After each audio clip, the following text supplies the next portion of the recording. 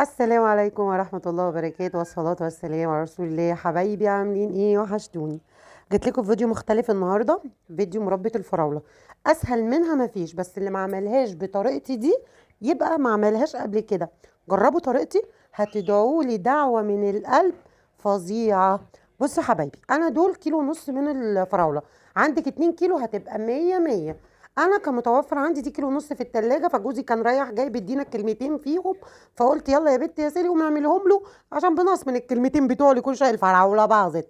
فاحنا قمنا نخلص من الفراوله. جبت الفراوله غسلتها غسله نظيفه جدا جدا، قطعتها 4 ارباع. جبت كوبايه ويعني كوبايتين الا ربع من السكر. هتقلبيها جامد جدا جدا جدا، وهتقومي جايه مغطياها بالاسترتش وسايباها يوم كامل. والله انا سبتها يوم ونص، بس مش مقصوده عشان انا ما كنتش فاضيه. عقبال ما خلصت اللي ورايا بدات اعملها. يعني انا سبتها يوم ونص بالظبط في التلاجة. نزلت ميتها. الحركه ديت بتخلي لك الفراوله بتاعتك، المربى سوري، فظيعه فظيعه فظيعه. انا بقول لكم اهو اللي انا هغطيها وهعينها. في ناس ما بيعملوهاش، يعني بيعملوها على طول. بيقوموا عاملين ايه، حاطين فيها ميه، كوبايه ميه عشان تغلي. هي بتبقى حلوه، بس مش هتديكي نفس التست بالظبط اللي هي تقعد في التلاجة يوم بليله. فانا بقول لكم هنا هنحطها في التلاجة يوم بليله، وهنشوفها بعد ما احنا حطيناها في التلاجة هتبقى طالعه عامله ازاي. كمان هغطيها بكيس تاني عشان عايزاها تنزل اكتر، عشان تستوي في الميه بتاعتها ديت. انا بقى جيت هنا بصوا، خلاص طلعتها بعد يوم ونص كده في التلاجة بعد ما خلصت اللي ورايا. بصوا بقى عملت ازاي. شفتوا السكر مع الفراولة نزل المية كلها، وكانت ريحتها من غير اي حاجة، كانت ريحة عاملة زي اللبان الهايتي كده بتاع زمان ده الجميل ده اهي. هاجي بقى هنا، جبت حلة، اي حلة عندك بقى، انا جبت حلتي اهيت. هقوم احط عليها الفراولة بتاعتي، انزل كل السكر اللي هو موجود في الطبق دوت بالمنظر دوت. وهقوم رايحه على البوتاجاز على نار هاديه. يا جماعه الفراوله بتستوي على نار هاديه، ما تجيش تعلي النار هتتلسع منك جامد. نار هاديه، تسيبيها كده تاخد وتدي مع نفسها. هي اصلا اخرها على النار نص ساعه. نار هاديه او مثلا نص ساعه وبتبقى عندك مستويه وبتبقى مية مية. انا حطيتها على نار هاديه وهقلبها كده بقى، وهسيبها لحد ما تطلع الريم اللي انتوا شايفينه ده. مفيش اسرع من السرعه دي. الريم ده لازم تطلعيه. الريم دوت لما بنسيبه في الفراوله في المربى بيخليها فيها ميه، ما بتبقاش حلوه خالص. انا قلت اهو الريم لازم نطلعه. بس هي تتعبي بس شويه، انها تفضلي بقى واقفه كل شويه تطلع الريم، تطلعيه على يعني على قدر الامكان اللي انت تطلعيه، ما تسيبهوش خالص. بصوا اهو، انا بطلع واقوم مديها تقليبه، بطلع واقوم مديها تقليبه.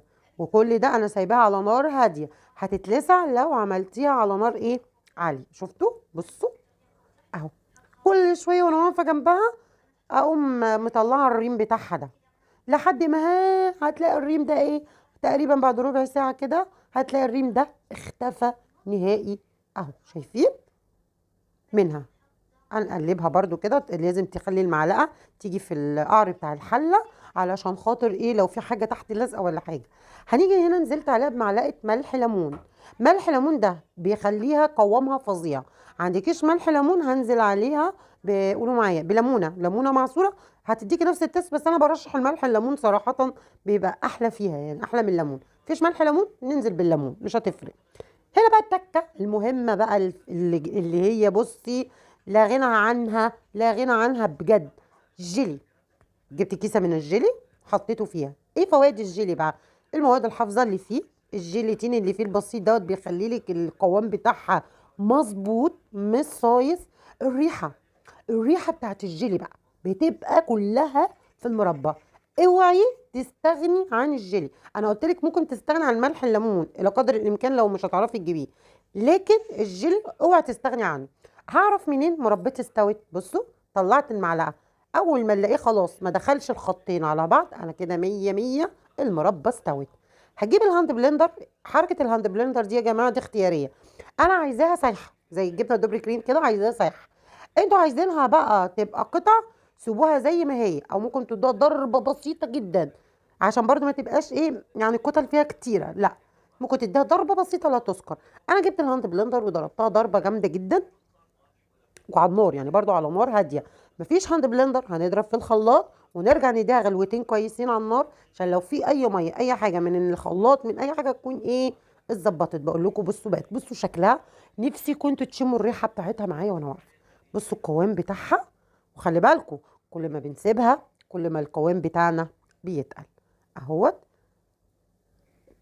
شايفين بقى انا هنا ايه خلصت. عايزه اقول لكم فظيعه، طلعت وهم يعني. انت ممكن كده تعملي 5 6 7 سندوتشات بالعيش الفينو مش هتحسي بيها. بصوا عامله ازاي، بصوا وريها لكم القوام. وخلي بالكم كانت هنا لسه سخنه شويه، يعني كل ما هتقعد في التلاجة كل ما هتديك القوام احلى. انا جبت بقى هنا الرغيف بقى البلد الفينو دوت عشان اوريكم. بصوا بقول لكم بصوا بتتعمل ازاي. جبنه دوبركين بالظبط بالظبط، ما فيهاش حاجه خالص. انا برشح دي عن القطع مش بتبقى حلوه في السندوتشات. فانا بقى اصلا حتى انا بشتريها بشتري اللي هي السايحه خالص.